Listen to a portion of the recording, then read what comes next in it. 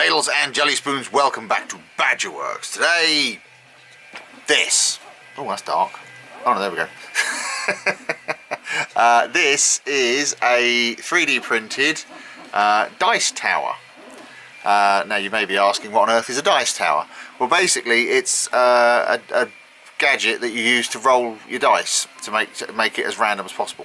So in this particular case, there is a hole in the top here, and you drop your die in there and it clatters down through the tower and it comes out through this hole at the bottom, that one there, and ends up in this nice little catch tray at the bottom.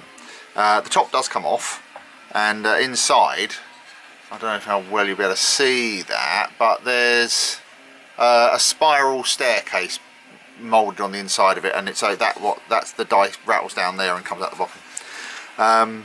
This is 3D printed. I can't exactly remember where I got the file from. I'll have to see if I can find it. But anyway, it was one of these sort of things where people design and sell these things, and this was a freebie that someone was giving away to kind of show what they could do. Now we play quite a lot of board games in our house, and also the kids have expressed an interest in things like, you know, Dungeons and Dragons and whatnot. So I thought this would be the ideal time to do something like this, and I thought while I was painting it I would turn the camera on, as I did in the previous one of these at the beginning of the year, and kind of waffle at you while I'm at it. So let's get on with it. Right, so I'm going to start with the roof here. I don't know if they're meant to be wood shingles or slate, but I'm going to do them as wood just because I can. So I'm going to start with this burnt umber. This is just a cheapy one from the Hobbycraft it came from. So let's just put a dab of that in there. And this is a 1/2 inch flat brush that I'll use for just to dry brush it. Right, let's get on with it.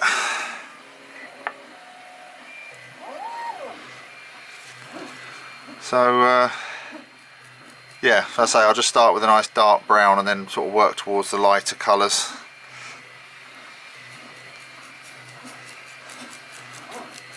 So it's been a bit of a year, hasn't it? It's yeah, I think it's one of these things that I don't think anybody foresaw everything that's happened this year so far. Hopefully we'll be out of it before too long. But I'm not going to talk about that too much because it's depressing, quite frankly. I was actually going to talk, as I mentioned earlier, my kids have expressed an interest in Dungeons and Dragons, and so I thought, I mean, I have played it before, although I played the basic version of the game and never as a DM, always as a player. Many years ago, me and my cousins used to do a little bit of like pen and paper RPG, and there were various ones that we tried. We tried D&D first of all, and we couldn't really get to grips with it. I mean, because I bought like the DM's handbook and the player's handbook and all the rest of it, and it was very, very complicated. But we tried a few different ones like Call of Cthulhu and things like that. That was quite good fun. The Call of Cthulhu actually came to a shuddering halt. I don't know if any of you have played it, but we were running a campaign that was, you know, going reasonably well, and we were having fun with it, and then we had to do a random encounter, and I don't know exactly how, I can't remember how it worked. I mean, this was, you know, like 40 years ago, but you had to roll for what the encounter would be with, and I think it was like a D100 or something you had to roll. And so my cousin, who was the game master, rolled a perfect 100, and our wandering encounter was with the head of Cthulhu himself, itself, whatever it might be. And so the entire party immediately went gibbering insane, and that was the end of that. And then after that, we, I mean, it's like I went off into the army, and my cousin went to university, and we basically just, it kind of fizzled after that, and we stopped playing. But I say the kids have expressed an interest, and so I thought it'd be interesting to, you know, like have a look at it. And one thing I've found is it's kind of a bit of a gripe, really. There's going to be quite a lot of gripes in this, as there usually is, you know. As we get older, we gripe, don't we? That's what we do. Get off my lawn, all that sort of thing. And the thing is, it's very difficult to get any kind of like decent information without having to spend a fortune. It seems like a very expensive pastime. Because you know, I mean, like I say, I have played it before, but I only played like the basic version, which I don't think exists anymore.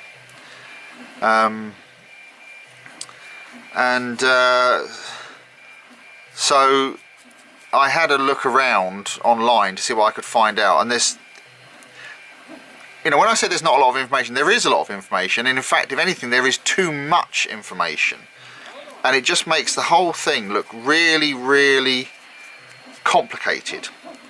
And it seems like for someone like me, who has, you know, a very limited basic knowledge of the game, of, you know, understanding of the game, it's, you know, really difficult to try and get into it, sort of thing. You know, it's like,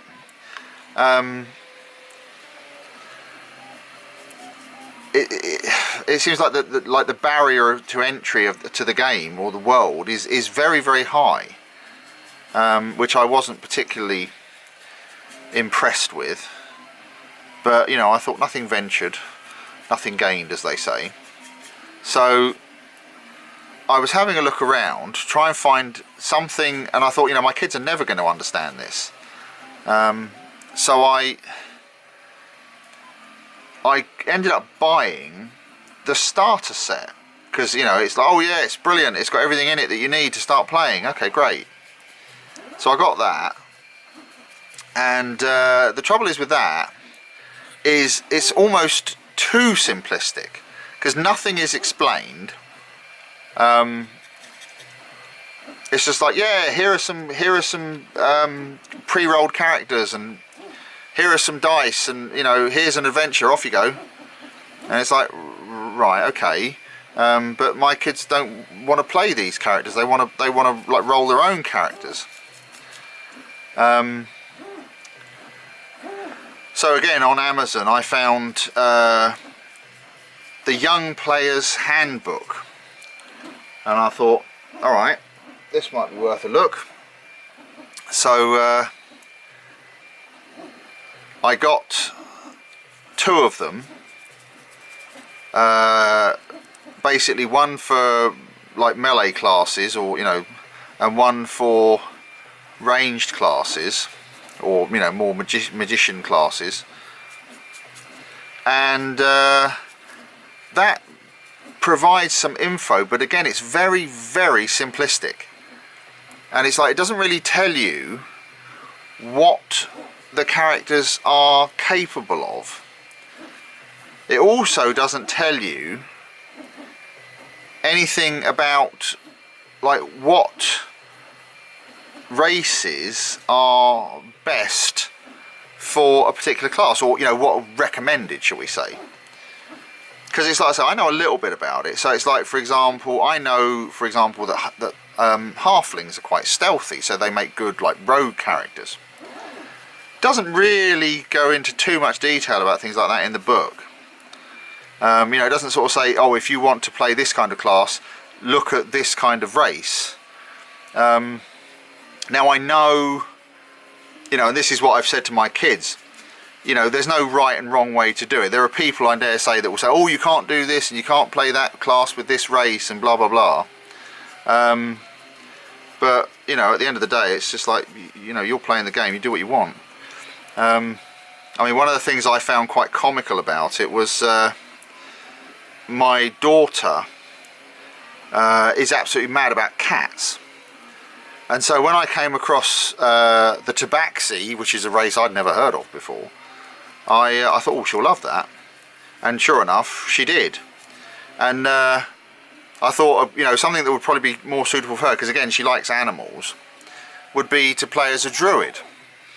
Obviously, they're quite sort of animal-centric. So I had a look at some stuff about the Tabaxi, and it was, oh, don't play a druid if you're playing a Tabaxi, it's a waste of time. And it's like, well, that's what she wants to do. So, you know, I kind of said to her, don't worry about things like that, you know, that's what you want to play, then that's what you'll play, and we'll figure it out, we'll make it work, you know. So that was that. But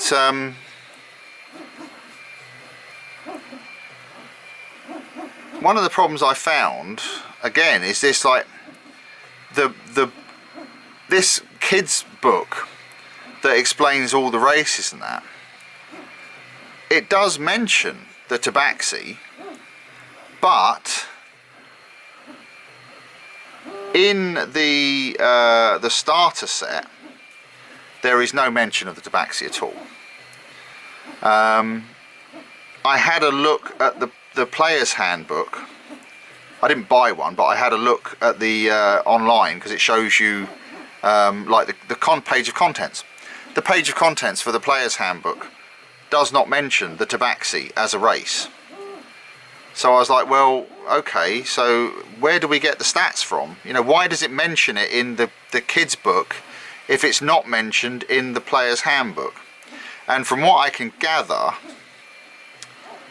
what you have to do is there are like different regions of the world, and there's a different rule book for each region. And if you want to play as a Tabaxi, if you want that information, you have to get the rule book for kind of like for that region. And I thought, oh great, even more expense. So instead I just thought, you know, we'll just wing it. We'll figure it out. I mean, she hasn't actually rolled the character yet. We've got to figure that out as well, because that doesn't look particularly simple. But the point is, it seems like, considering everybody keeps saying about, you know, everything I come across is everybody saying, oh, you know, we really want to encourage new players to take up the game and blah blah blah. And it's like, well, then don't make it so bloody difficult. You know, put all the information in one place for a start, instead of like half a dozen different books. You know, and do it that way. But it just seems like, and it is something I've noticed in a lot with lots of different games, is there's too much implied knowledge. It's like they assume that you know this much. And I think one of the things that a lot of people tend to forget, and this is something that I learnt about a long time ago. I used to do a lot of like public speaking and presenting and stuff like that when I was younger. And one of the things that you always focused on was pitch at the level of the audience. And so when you write a book, a rule book or whatever, for someone that's aimed at someone who's never played the game before, don't make it too complicated, but at the same time don't make it so simple they get frustrated and can't figure out what they're supposed to be doing. I mean, the other thing I used to do as well when I was younger was like technical authoring and stuff like that, and I used to you know, like write handbooks and manuals for software. And one of the things about that kind of job, if any of you have ever done it, you'll know this, is you cannot assume any prior knowledge. You have to assume, you have to basically not exactly treat the user like an idiot, but don't assume they know something. And this is a mistake that a lot of people make when they're trying to do anything instructional. is they forget that the audience doesn't know what you know. That's why they're there, is to learn. And it's something I think a lot of people tend to forget, is that you know, they kind of just assume knowledge. I mean, a classic example of this, and this is something that I found with my son a few years ago when he got into Minecraft, and trying to play the game with mods. You know, trying to install a mod, and you'd sort of go online and he'd say, oh, I can't get this mod to work. And so you go online and you'd look at a thing, you know, you'd like Google, how do you install this mod?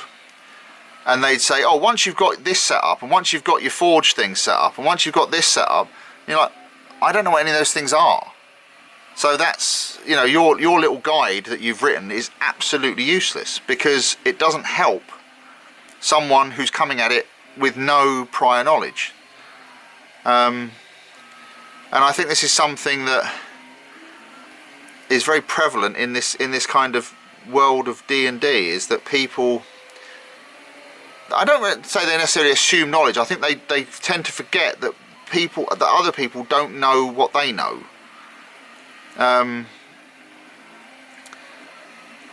Although having said that, I have found one of the things, and it's kind of weird actually, is that I found very helpful, is I've actually been watching like live streamed D&D sessions and watching other people play Dungeons and Dragons, and it's actually helped a lot. And especially watching like the right way and the wrong way, I think, to do things. You know, not necessarily right and wrong, but the different ways you can do things. And one of the things that I've found watching certain people is that there are certain DMs who are, I think it's kind of like they get it, if you see what I mean. And the whole point of the thing is that it's a collaborative effort, and I've actually seen this in interviews with dungeon masters and stuff like that, where they've said, you know, that you get so many DMs who think their role in life is to kill off the players. You know, it's even like you get T-shirts and that with it, or you know, my job is to kill the players, and it's like, well, no, it isn't. It's not that at all. Right, I'm going to change colours now, just as an aside. Right, this is a raw sienna. I'm going to do like a light dry brush over the top of this with that. Right, here we go. Now where was I? Yeah, it's. But this thing is that the DM and the players are not enemies. The DM is there to facilitate the game. It's not their job to, you know, kill off the players, as it were. It's their job is to you know, be an interface between the players and the world, and kind of run the game, not to, you know, massacre everybody, because that's not fun. And I think, to be honest, if you do that, then you're a bad GM and people are not going to want to play with you. But, you know, it just seems like my take. I mean, I certainly wouldn't want to. But yeah, I've watched a lot of guys how they do it, and one of the other things that I found quite interesting, and this goes back to the whole thing I was saying before about rules and everything, is there are some DMs out there who effectively they kind of ignore the rule book to a certain extent, and they don't get hung up on, you know, dice rolls and all the rest of it. It's a kind of almost like a storytelling thing. It's like an interactive story, and I think that's a much more interesting way of looking at it than you know, worrying too much about, you know, the rules. I mean, I know some people are sticklers for the rules. I mean, I remember playing one of our D&D sessions when I was younger, and like I say, this was basic, but the guy who was DMing for us, let's just say it was the only session we played with him, because he was an absolute stickler for the rules. It's like he had like the rule book open constantly, and everything you did you had to be strictly by the book, and it was tedious, and by the end of the evening it's like we couldn't wait to get out of there. It wasn't fun at all, and you might, some people might, want that, maybe they think that is fun, but I can't say I know anybody that does. But anyway,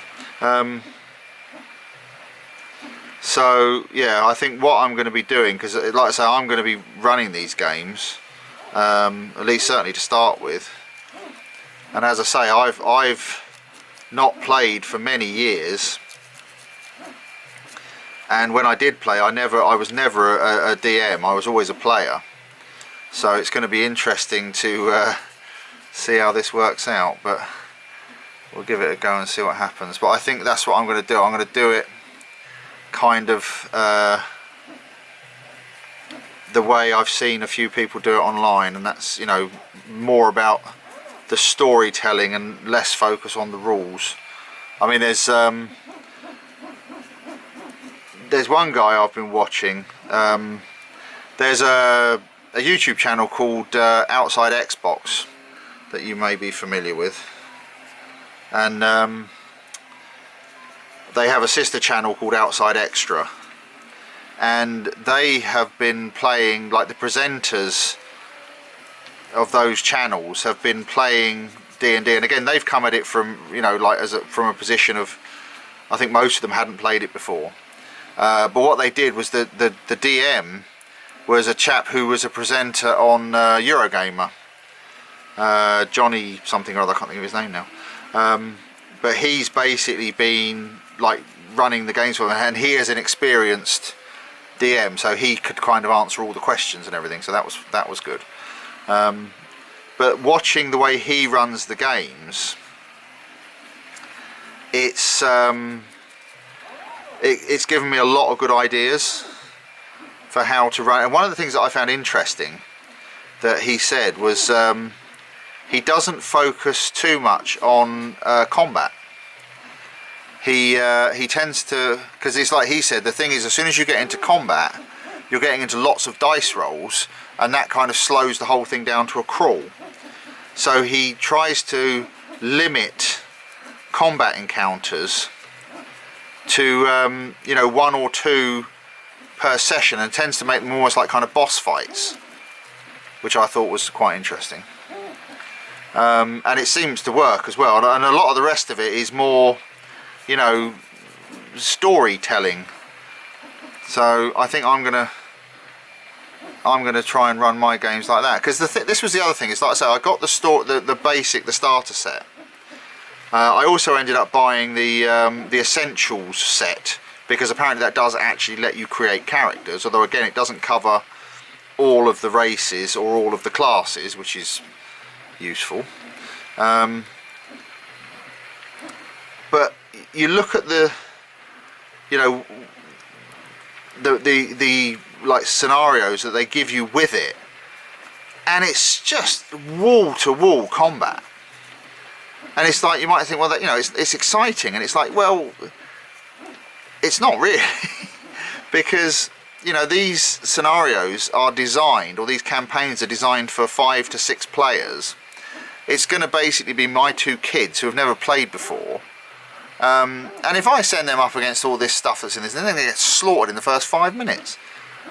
So it's one of these things that I've taken the sort of loose framework of what they've given me, and I've pretty much gutted it, and I've taken out most of the combat encounters and changed them to other kinds of encounters,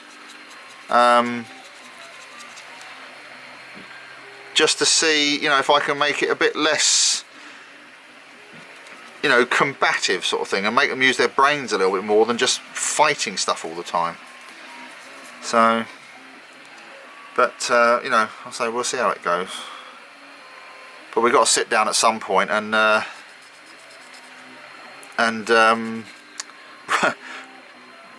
make some characters for them, which I think is going to be interesting. Right, that'll do for that one. So that's where we are so far. That's with the burnt umber and then the raw sienna over the top. So now I'm going to go for, so this is a yellow ochre, and I'll use this as a lighter dry brush to highlight it a bit more. So yeah, but anyway, getting back to what I was saying, I think this is going to be an interesting thing to try and figure everything out. But I think what we're going to have to do is rely a lot on sort of online resources to figure out how they're going to roll their stats, and especially this tabaxi. And you see, what I found annoying about the tabaxi in particular is the fact that it is mentioned specifically in the like the kids book, under, you know, with the races they mention the tabaxi, and I suppose it's for the same reason that, oh yeah, little kids love cats, you know, they'll love doing that. But then it's not in the player's book, the player's handbook. So it's like, well, and these books are written by the same people, you know, and it's just like, that's not really very helpful. But you know, I'm sure we'll figure it out. But I say I'm going to have a look and see what I can find online to make life a bit easier, and go from there. So, but I think it's going to be interesting, because one of the things I thought of doing was you know, like making some dungeon terrain and stuff like that, to sort of, so to help them visualize what's going on. I thought it might be useful, rather than me just describing everything, to actually you know, for them to have like a visual representation to look at. And yet the funny thing is, today I was talking to my daughter, because this has all come about today mostly, and I was trying to explain to her what a pen and paper RPG is, and I said it's basically, you know, it's a story, you know, that you tell yourself, that, you know, you're the hero of the story. And she's like, well, I do that anyway when I'm playing. And I was like, well, yeah, that's kind of what this is. I said, but this lets you do it, you know, in a group with other people, you know. And she was like, I said, you know, like lots of people can join in.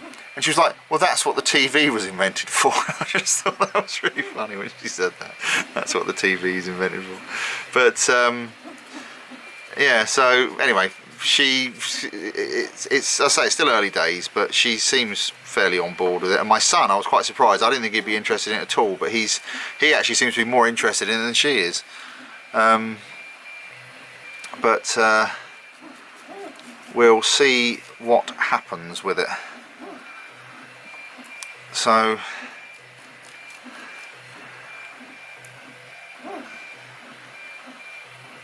my daughter actually said to me, she goes, oh, you're not going to put this on YouTube, are you? Because it's like, nowadays everything I do, they're like, oh, you're going to film this and put it on YouTube. It's like, I might. I hadn't actually planned to be honest, but you know, we'll see how it goes. It might be good for a laugh. And again, you know, if it helps someone else figure this thing out, then it would be worth it. But I'm certainly not going to start making videos on how to play D&D, I don't think. Because I don't know enough about it to do that. Although I suppose, in theory, you could do a video on, you know, how to try and find all this information. That might work. Right, that was a bit quicker. Right, so there we go. That's the lighter, the burnt sienna on there to lighten it up a bit. So that will do for that for now. And I think what we need to do is move on to some stonework, I think. So I'll wash the brush out and then we'll pick a different colour. Right, so this is a neutral grey. So we'll use this to start doing the stonework.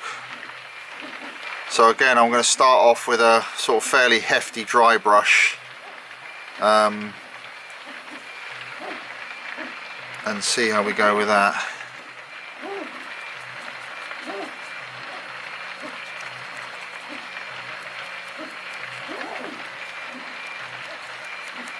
Yeah, I think this will do us.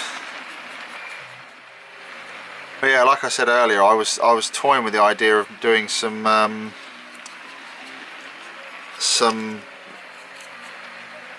like terrain tiles and stuff like that, and I think I still might. Thing is, I don't want to put too much sort of effort into this until I know if they're actually going to be interested in it or not. So I mean, it's like, the interesting thing is, it's like things like this dice tower, this will get used for other games anyway, but it's also something that that my daughter can play with, you know, for whatever games she wants to do, you know, in her head sort of thing. I mean, you've seen some of the other buildings that I did before, and she plays with those a lot, and in fact I will probably use some of those in these sessions, just to provide a bit of context, because obviously that's what they are actually designed for. So I think I'll use them for that. But as I say, you know, that stuff we've got anyway, but I have been looking at sort of tiles and whatnot, and I think it might be something that might be of use. Right, let's put that to one side for a minute. Let's make a start on this base, because this is all going to be grey as well. So I'll start with the tower and work my way down. So yeah, I think it'll be interesting to see how they get on with it, whether it's, you know, just like the kind of theatre of the mind sort of thing, or whether we actually go for terrain, because I was leaning heavily towards terrain until my daughter said about, and it was something that I actually hadn't really considered, is the fact that both of the kids do, you know, I've spent a lot of time, you know, making up games in their heads and stories and whatnot. I mean, I remember my son, when he was little, he used to sit there for hours playing on his own with his, you know, trains and whatever else, and he'd be like muttering away to himself. And there were several times when I did actually try, and I never managed to do it, but I tried to record what he was saying, like, you know, like just sort of put a camera nearby and record what he was saying, because it was, you know, so much imagination in kids. But as soon as he noticed the camera, he'd clam up. So I think he got a bit embarrassed by it all. But and my daughter's much the same, and I think a lot of kids are like that. They get a bit self-conscious about it. But I say it's a shame, because you know, you'd sit and, if you were just sitting there listening to him, he'd rattle away for ages. But as soon as you tried to record it, he would clam up. But there you go. Alright, oh, you can see that's not looking too bad, is it? We'll give it a bit more.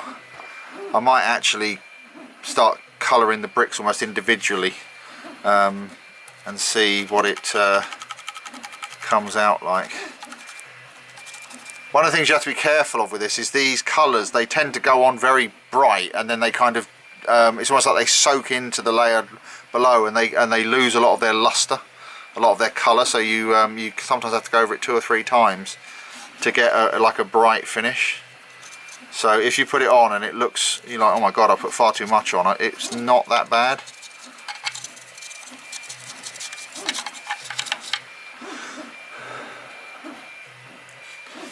But I'll just keep going around this, and just keep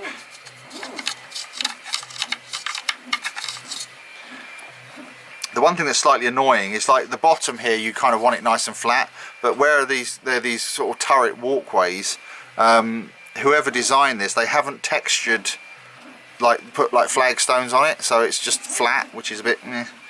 But it's not the end of the world.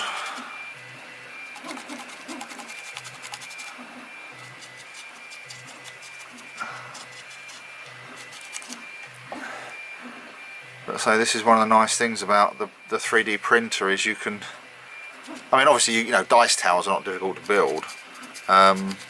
You know, you could build one fairly easily out of, well, out of anything really. Make them out of cardboard if you want. But the nice thing with the 3D printer is the fact that you can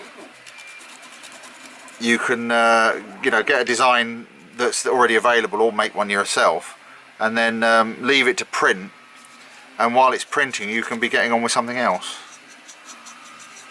So it's a bit more sort of efficient use of time, I think.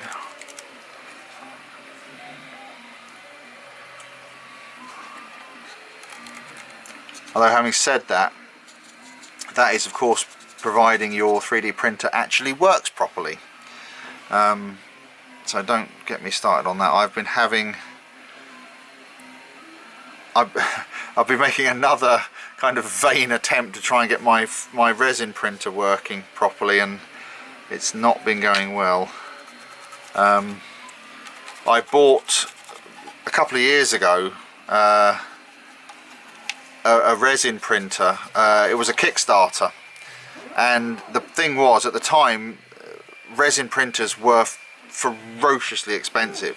I mean, you couldn't get anything decent for less than about 500 or 600 quid, and there was no way was I spending that much on one. So there was this the Spark Maker, is what they called it, and it was designed specifically to be kind of cheap and cheerful entry, like real, you know, when people talk about budget, you know, 3D printers, and they start throwing around prices of £500 or £600, you know, that's not budget, sorry. Certainly not for most people, and certainly not for me. And so when this Spark Maker Kickstarter came out, it was a lot cheaper. I think I paid I can't remember exactly how much it was now. I think it was £120, £130 or something for this printer. And of course there is then the old adage that you get what you pay for, and yeah, I've never been able to get this thing to work properly, and I think what's made it more difficult for me is the fact that people, I have seen other people with them getting quite good results, and so I keep thinking, you know, it must be me doing something wrong, because other people are using these things and it's working and they're getting good results, and I'm using it and I'm not. But one of the things, as I've looked into it more and more, and as I've looked at other printers and things like that are on the market now, and I kind of came to the conclusion that I honestly think there's something wrong with my one, because it's like I can replicate someone else's settings exactly, and I will not be able to get the results they get. I've tried different resins, I've tried different slicer programs, I have tried everything, and I cannot get this thing to print at all well. One of the issues with it, the biggest issue with it, is it won't print anything straight. I mean, actually, let me show you quickly, because I'll give you an example. Right, here we go. This is a figure that came from Hero Forge, that my daughter designed, again from talking about Dungeons and Dragons. Oh, let's see if we can get it to focus. So it's a tabaxi, or a cat person anyway, and look at the face. Now the first thing you'll notice is that she has two faces, and she has 4 ears. And if you look at the dragon on her hand, it's also got 2 faces, and it has 2 tails. And this is replicated throughout. The crossbow has, you know, a double bow. It's got 2 bolts sitting, you know, it does that. It's almost like it's trying to print 2 of the same model offset by about 1 millimeter. And I've not been able to figure out what's causing it to do that. Nobody can tell me. I've contacted the manufacturer, and trying to get an answer out of them is like trying to get blood out of a stone in the first place, and then all they want me to do is just keep changing things. You know, like they want me to, oh, have you tried putting a new this in it? Have you tried putting a new that in it? And I'm like, well, are you going to send me these parts? Oh no, you'll have to buy them. It's like, yeah, right, okay, that's not going to happen. And so I've kind of got to a point now where I have pretty much given up with this thing now. And of course the thing is, now that other brands of printers have come down in price, you know, and plus the fact this is not, you know, it was never intended to be a particularly high powered machine. I mean, it's not, it's a very low resolution machine anyway, because again it was all about saving money. And I think it's just to the point where, you know, this is not me doing something wrong, this is basically the printer's just a bit rubbish. And so I think I might actually splash out and get myself a new one, because I've been looking at some, because obviously the most common one that people talk about is the Anycubic Photon, and I think that was the first kind of like genuinely like budget printer. Although having said that, when I bought mine for 150 quid, I think the Anycubic Photon was closer to 500, and so that's, you know, that's why I didn't get one. But it's like now the entry level one is about £200, which is a bit more what I would consider to be in the budget range, shall we say. But the one I've been looking at is a new one that came out recently, and it's the Elgu. Is it Elgu or Elegoo? I always thought it was Elegoo, but apparently it's Elgu. The Elgu Mars Pro. So the Mars came out a while ago, and people have been quite impressed with it. And then recently they brought out the Mars Pro, which is only slightly more expensive, but it has some upgrades. Nothing too drastic, but it has it's got some extra features to make it more user-friendly. So for example, one of the things on the original Mars was the USB port, where you like put your USB stick in to get your files onto the thing to print, was on the back of the printer, which I must admit I didn't, you know, I've not really looked at these things until recently, and even I thought that's a blooming silly idea. You know, surely you want that on the front where you can get it, or at least on the side. But no, it was on the back apparently, and so is the power switch. So, you know, if you want to turn the thing on and off, you're sort of fumbling around the back of the machine sort of thing. So they've now moved that to the front, which seems like a much better idea.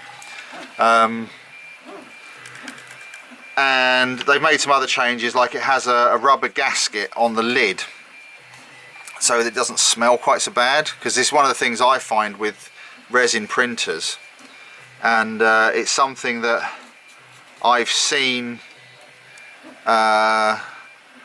You know, everybody always says it, you know, like, oh, if you're printing with resin, you know, you must have good ventilation, you must, you know, you don't want to be touching or handling the resin and all this kind of stuff.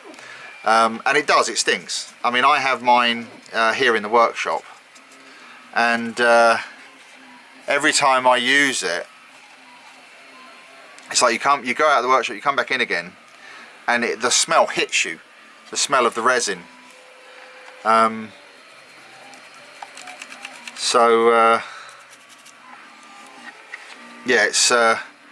it is very pungent. So this gasket is obviously designed to help with that. And the other thing they've done, which is perhaps even better, is the fans. It has like cooling fans on it, because it uses LEDs to cure the resin, and obviously they get hot. So it has cooling fans on it. And what they've done is they've put a duct from one of the cooling fans into the like the printing chamber itself, and so it's basically drawing the air, drawing the fumes out of the printer.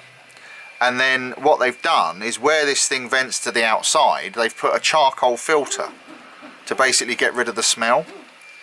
And so I've not used one, but from what I've seen and reports from the field, as it were, is it makes a huge difference.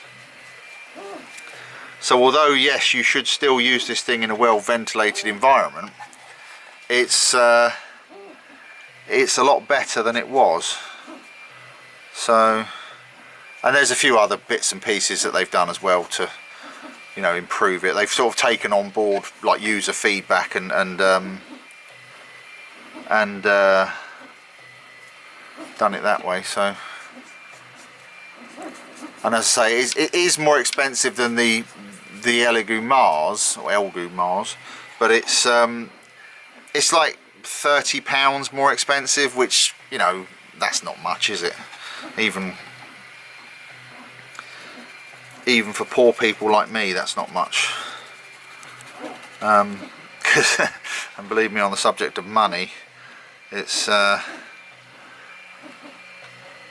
getting kind of interesting now, because I haven't worked my day job since February, and we're now in July, so that's going well, as you can imagine.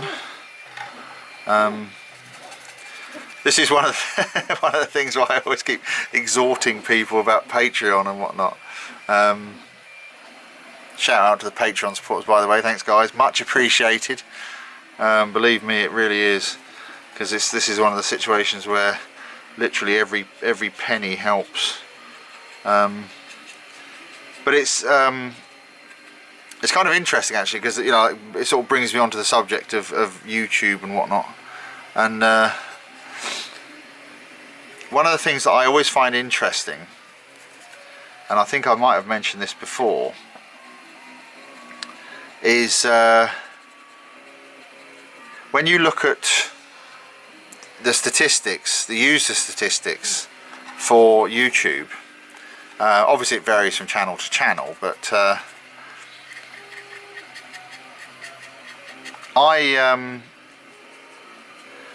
of my videos that I put up, roughly 75% of people watching my videos are not subscribed. And it's, you know, you always get this thing where people are always like exhorting you to like and subscribe, and I try to avoid doing that because it sounds a bit desperate, and even if it is, but I do find it interesting that you know, you get this situation where you've got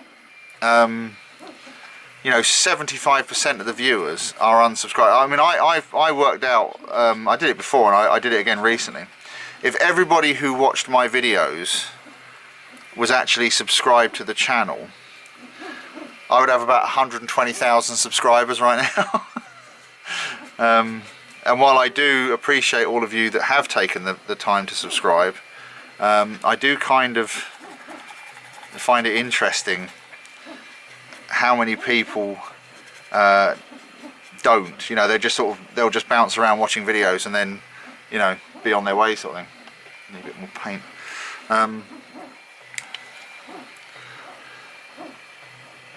Of course, one of the things I find really interesting is when you get people complaining about what you do. It's just like, you know, oh, you should do it this way, or, you know, whatever. And it's just like, yeah, this completely free content that you're watching, that you don't have to pay a penny towards if you don't want to, and you're complaining about it. I just find that comical, you know. It's like how entitled is that you're complaining about something you're getting for free? You know, or you should do it this way. You know, it's like, well, I'll tell you what. When you do it, you can do it however you want. But I find it quite comical. But yeah, it's an interesting phenomena. How many people will you know, watch a channel without subscribing to it. And the funny thing of it is, it doesn't actually, like, you know, cost anything to subscribe. And it's one of these things that it's actually changed my own habits on YouTube. I mean, I now have a kind of unwritten rule that if I watch 2 or more videos on a channel, then I subscribe to it.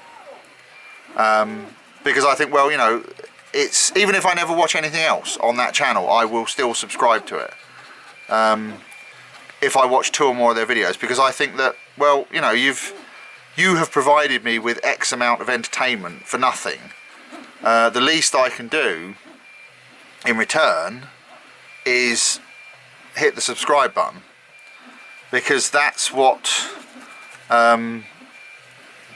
basically helps promote the channel, or help, you know, it's the, you know, the dreaded algorithm, the YouTube algorithm. It's, you know, there are basically 3 things that boost the channel, and 2 of them I'm actually doing okay with, and that's comments and likes. Because I do find that I tend to, on this channel, I mean, I get a lot of comments from you guys, which I love. I mean, again, it's not something, it's not that I like the comments because they boost the channel. I mean, that's just a, like, added bonus. But it's more the fact that I tend to get a lot of comments from people, and it's always nice to sort of, for people to you know, be able to sort of join in, sort of thing. But that's also, I think I mentioned before, I did create a Facebook group, because I get a lot of questions on here, and it's one of these things that if people join the Facebook group, they're probably more likely to get an answer quicker, and also you can have like a better sort of discussion about things. You know, the comments section on YouTube probably isn't the best place for it. And obviously I chat a lot to the guys on Patreon. So, hint hint. Anyway. Right, let's see how we're doing with this. I think that'll probably do for that. What I'm going to do, or what I might do, I notice I haven't painted the bottom.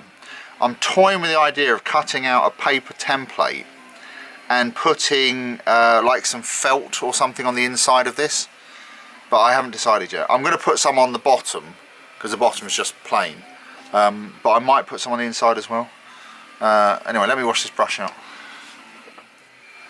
Right, there's a bit here, you probably can't see it very well. Let's see if I can get the camera to focus on it. But it's got a kind of a design on it. So I think what I'm going to do is I'm going to try and pick this design out with a couple of colours. So I've got here some chainmail and some amethyst purple. And I think what I'm going to do is I'll give it a coat of the chainmail and then try and pick the details out in the amethyst purple. I don't know if it'll work or not, but we'll give it a go. Nothing ventured, nothing gained and all that. Let's use this. So I use this is a filbert. Basically a filbert is like a flat brush, but it has a round tip. So it's better for getting into edges and things, or corners. So let's see how this goes on. I've always liked this Citadel chainmail. The coverage with it is always very good.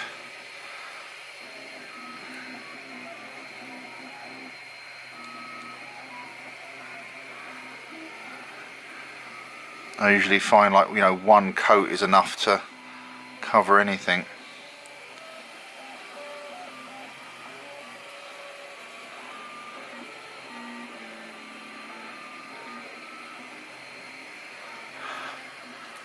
I was going to carry on what I was talking about before, but I can't remember what I was saying now. Never mind.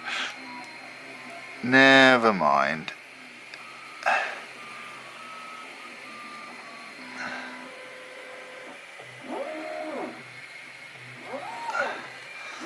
Alright.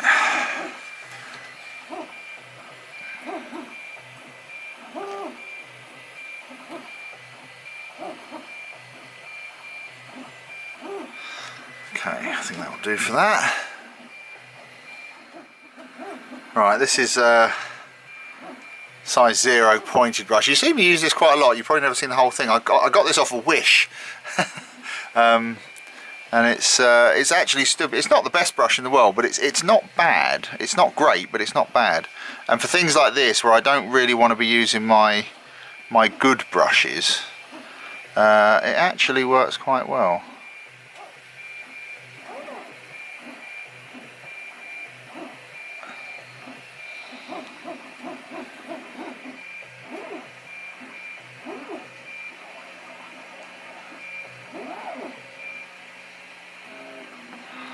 I think what I'm going to do is I'm going to put this on fairly light, so it isn't too kind of, you know, like absurdly purple.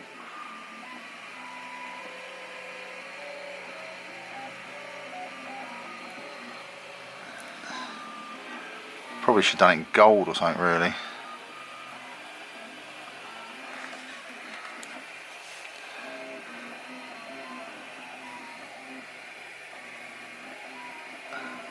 It's actually quite difficult to see what the design is supposed to be. But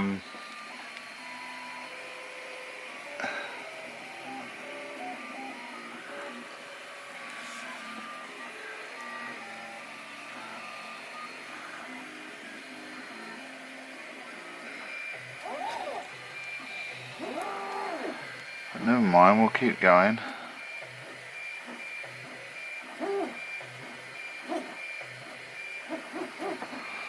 I suppose it really matters one way or the other.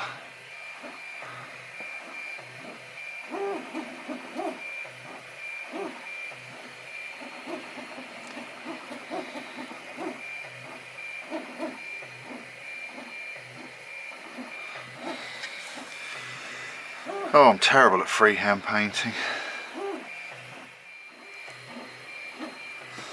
There you go. Not look too bad, does it? Okay.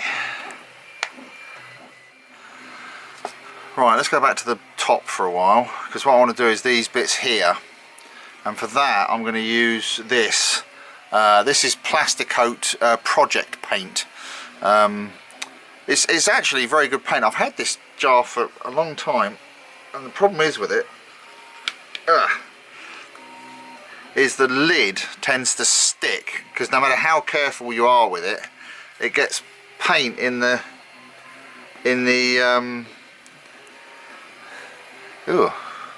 it gets paint in the threads, and it kind of nails the lid down. I don't. Oh, what on earth's happened there? Let me get that out.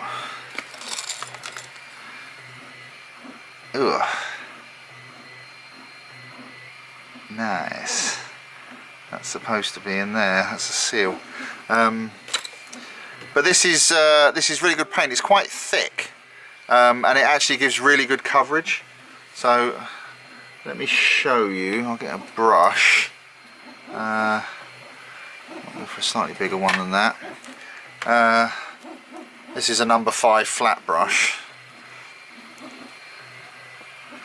and I shall basically paint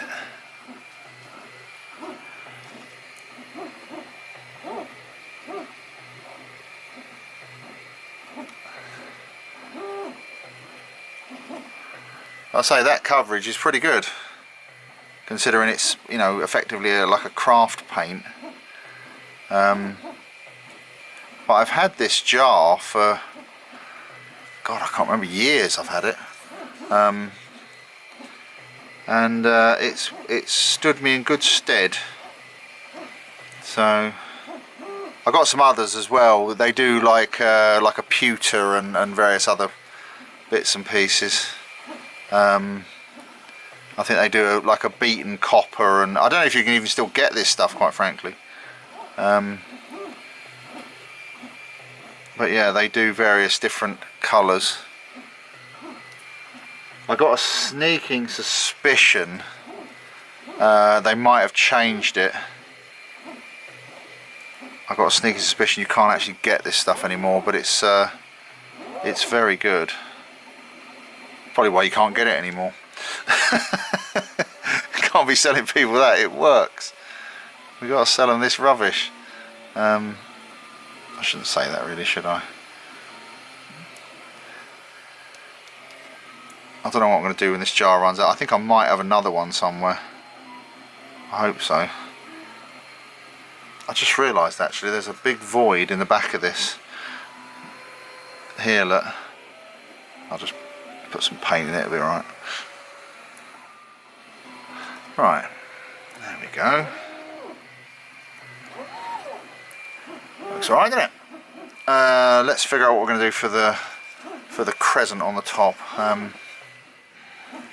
Right, I think for this this moon on the top, I'm going to use this Citadel bleached bone to start with, and then what I might do is give it a little dry brush of silver, but we'll see how it goes. I'm not sure what the coverage is going to be like on this paint. It's quite thin. I might need to put a couple of coats on over the top of this black primer.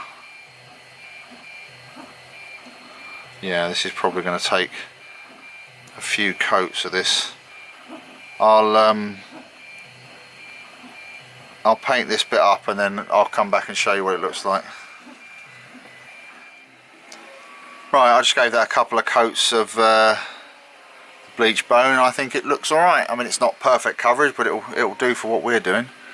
Right, I think what I'm going to do is have a little think about what else I might want to do to this in terms of finish.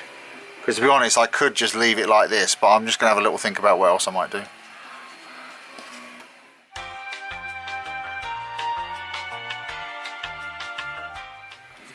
I just had a thought actually, I was an idiot with this. I don't know if you can see that. This is Corax White.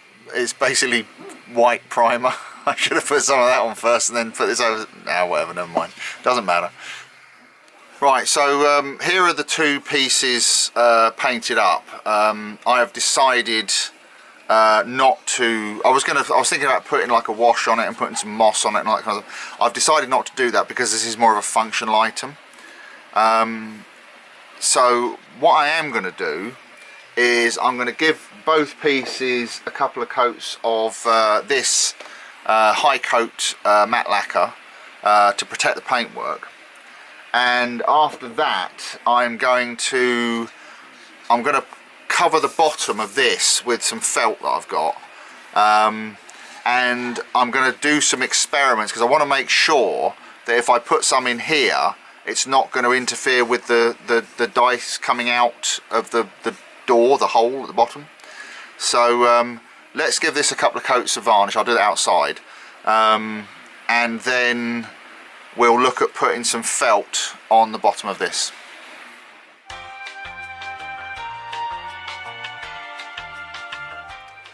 Right, so to do the underside of this and the inside, when I was spraying it with the varnish I touched it with a glove. So it looks like I'm going to have to cover the inside now. But anyway, to do that I'm going to use this, this is some red felt that I bought a long time ago for a different project, and I had a lot left over. So this will be handy for that. So to do the underside, I'm going to spray it with some glue, this Super 77 spray adhesive, and I'll spray it on and then I'll just put it on, and once it's dry I'll cut around it. But the tricky bit is going to be doing the inside, because obviously there's, you know, all these little nooks and crannies and whatnot. So I think we're not going to be too much of a problem because there's actually a lip. I don't know if you can see that or not, but the bottom step there, what I'm going to try and do is run the felt in to meet that bottom step so that there's not like anywhere for the dye to catch as it comes out. So what I'm going to have to do is cut a template for this. So if I measure the widest part of the circle, which is 167 millimeters. So what I'm going to do is take a piece of paper and I'm going to try and make a template for this. So let's get a cutting mat and the piece of paper, and what I've done is I've set this compass to half 167, which is 83.5 millimeters, and I'm going to draw a circle to give us the basic outline. And now I'll cut that out. I'm actually going to just divot the middle of that so I know where the center is. Not that it really matters, but I always find it's good practice to do that. I'll get a pair of scissors and I'll cut that circle out. There we go. Right, there's our circle. Now, let's see if that actually fits somewhere near.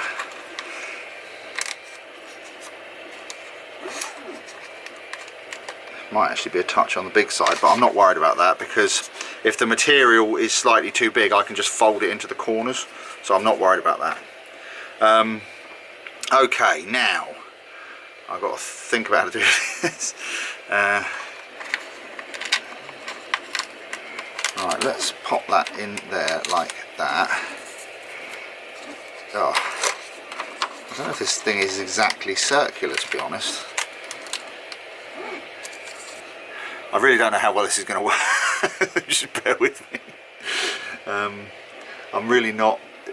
As I say, this kind of thing is not my forte. I'm just wondering if I should just try and cut it or not. I don't know if that'll work. Any suggestions? Suggestions on a postcard to the usual address. Right, I'll tell you what I will do. I'm going to mark that there, so I know that that lines up with this front, the edge of this front brick, so I can orient it to the front. So I'll just put an F there for front.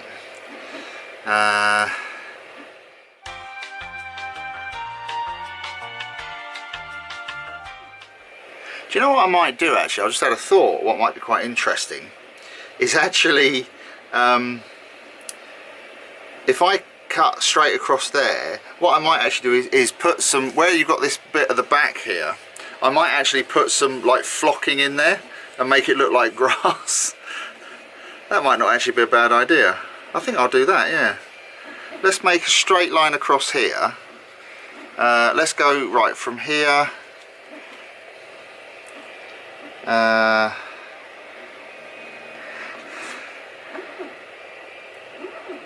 Let's go straight across there like that,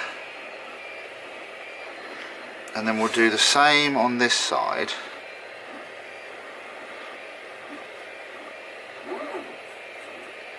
And I think that might actually be quite a good solution. Okay, now let's take this back out.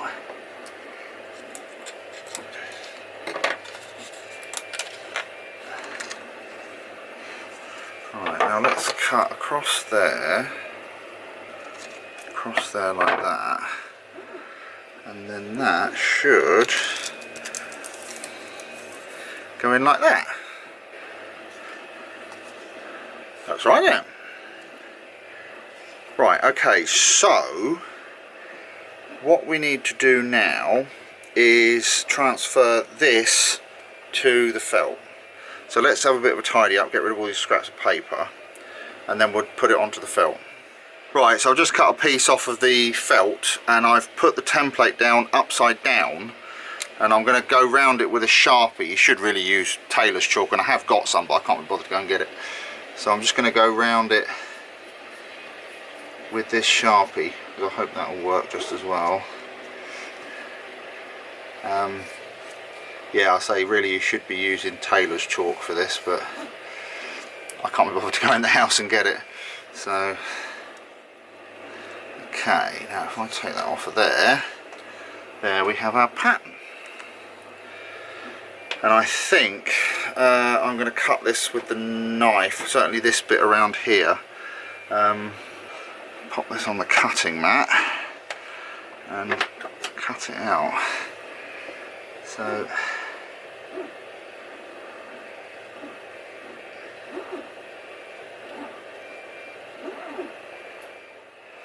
I'll cut these bits with a knife. I think this bit I might have to cut with the scissors if I can.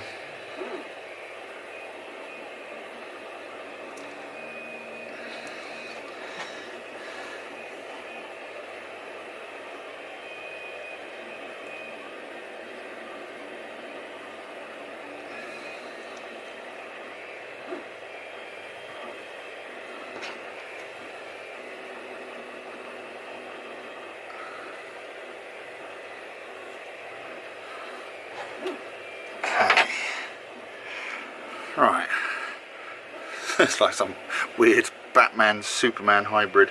Let's cut this bit out with the scissors if I can. These are not the best scissors in the world, but I think they'll be alright. There we go. Right, now for the moment of truth. So what we've got to do now is flip this back over and see if it fits in here.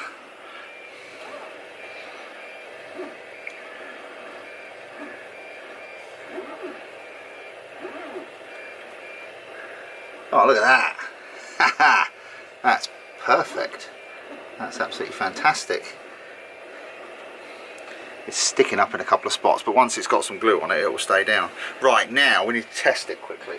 Let me go and get a die. Right, let's pop the lid on like that. I've got some die here, dice. Right, let's get that. What's that? That's a D12. That'll do. So we drop that in there. Oh, haha! Fantastic. That works a treat. Perfect. Right, so now this is cut out and fits, which is good. What I'm going to do is turn it back over. I'll spray this side with the glue and then try and get it into place. What could possibly go wrong? I am going to go and put some gloves on. Back in a sec. Okay, so I'll put some paper down just to catch the overspray, and let's get some glue on this.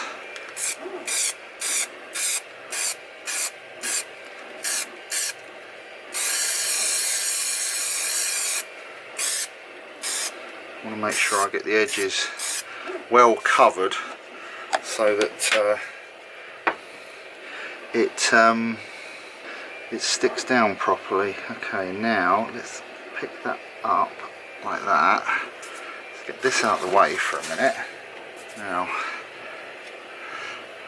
let's see if we can get this in here without covering myself and everything else in glue.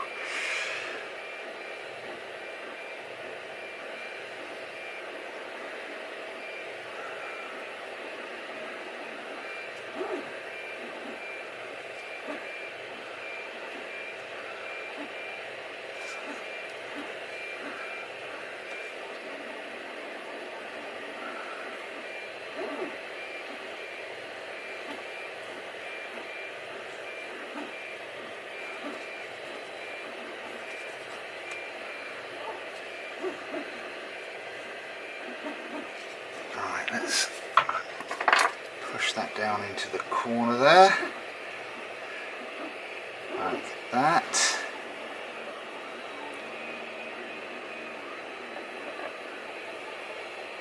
There we go. There you go, wonderful stuff, look at that. Works perfectly. Okay, let's go around the edges and just make sure everything's nicely stuck down.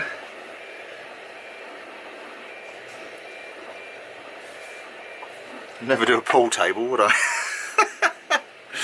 Right, okay, that will do for that. Let's do the bottom as well while we've got the glue and everything out.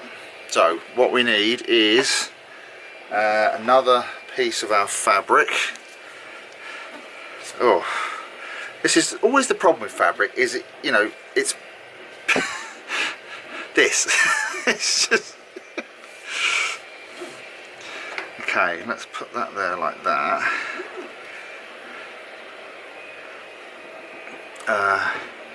I'll just draw a rough outline, because like I say, I can always come back and trim it down afterwards. So I'll cut that out.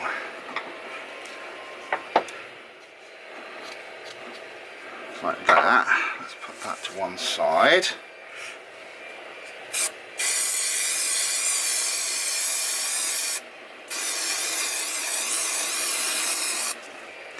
Like that.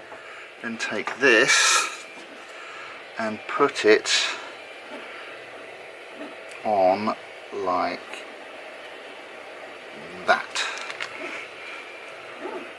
And then push it down.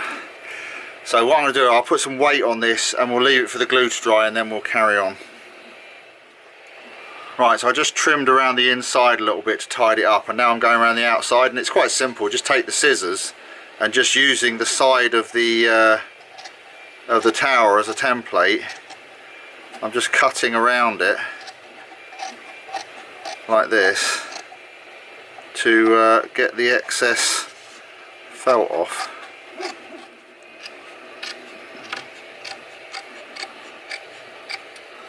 Right, there we go.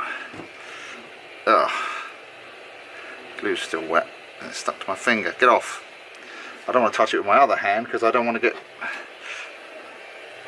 There we go. Get... That's the job with this glue, it's really good. Sticks to anything. Right. So, let's just make sure the edge of that is nicely stuck down, which it is. Okay, let's go and do something with these bits here. Right, well this is all going swimmingly, I have to say. So what I'm going to do now, like I say, is I'm going to fill these gaps here. So to do that, I have got, this is Woodland Scenics blended turf, so I've got some of that. I'll probably use a little bit of Woodland Scenics, this is burnt grass, works really well. I've also got some bushes, again Woodland Scenics. So I think what I'm going to do is I'm going to put some grass down, then I'm going to put some bushes around the edges, or you know, just little bits of foliage just to break it up a little bit. And to fix it all down, I'm going to use some matte Mod Podge, and I'm going to mix it with this acrylic paint. So just to give it a bit of a background, you know. So I'll mix those up in a little pot and we'll put some on with a brush and then we'll put some grass over the top of it. Right, so that's our glue and paint mixed up. So now I need a brush. Let's find an old one. Right, here's a brush. Boldmere 3/8 of an inch flat brush. This will do. It's already a bit nasty, it needs a good clean out. So what we'll do is we'll just get this and put it on quite thick and go right into the edges like so. Now this is going to be the tricky bit, it's trying to get it up to the edge of this stuff without getting it all over the felt. I think I'll just leave a little bit like that so that we don't end up with glue all over, with paint all over our felt. Like that, and we'll just put it on nice and thick. Flood the cowling, as James May always says. And we'll get all over here. Right, so now let's just put that to one side for a second. Blended turf, and we will put it in here.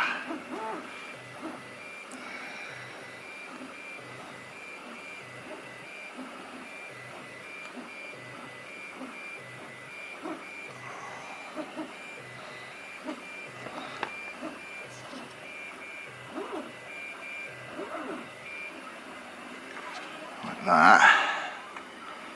I'll just sprinkle this all over, right up to the edges.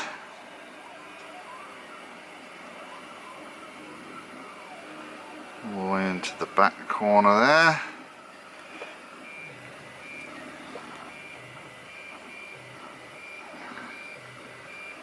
like so, like that.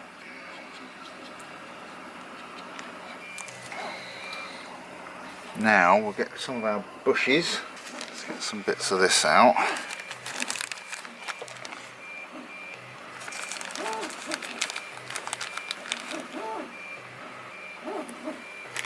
And what we'll do is get a pair of tweezers, and I've always found this is the best way to do this in a lot of cases, is get your tweezers and just kind of pull bits off and then push them into place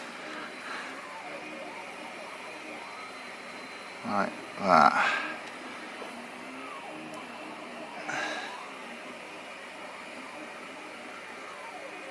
Just get them in around the bottom there, mainly around like the bottoms of the walls and that.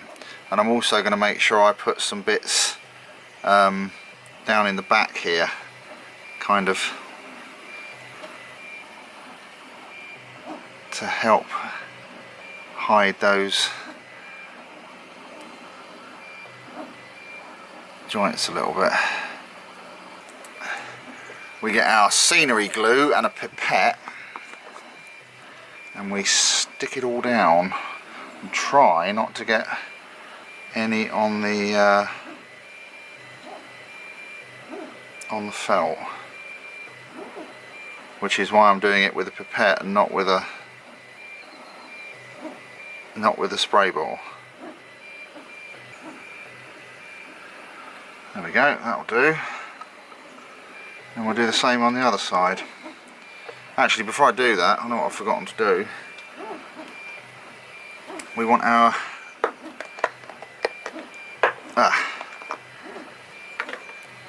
burnt grass. Let's put a little bit of that on. And so the trick is just to sprinkle a little bit over the top of the whole lot, and it kind of ties it all together. So again, you don't need a huge amount, just a little bit, just like that, and that will soak into the glue that's already there, so that's fine. So let's do the other side and then we'll see what it all looks like. And here is our finished article. So yeah, this has come out quite well. I'm very pleased with this. It's something that we can use both for like board games and whatnot, and also for my daughter for something to play with. How well we manage with our efforts with tabletop role playing, I think is remains to be seen. But you know, this is going to be a step in the right direction. So yeah, it's for those of you who are still around and listen to my rantings and ramblings, thanks for sticking with me. I suppose we need a code word for this video, don't we, for people who've got to the end. Let's say what can we have for our word for this one, our phrase? What did we have last? It was surf and turf last time, wasn't it? Let's say, if you've watched all the way to this point, then put in the comments, I rolled a natural 20. There we go, that's a good one. I rolled a natural 20. So anyway, there you go, just a little something. Again, if any of you are feeling particularly flush and want to join the gang over on Patreon, you'd be most welcome. But even if it's just, you know, a like and a subscribe, that's more than enough. Anyway, thanks very much for watching, and I'll see you on the next one. Cheers. Bye.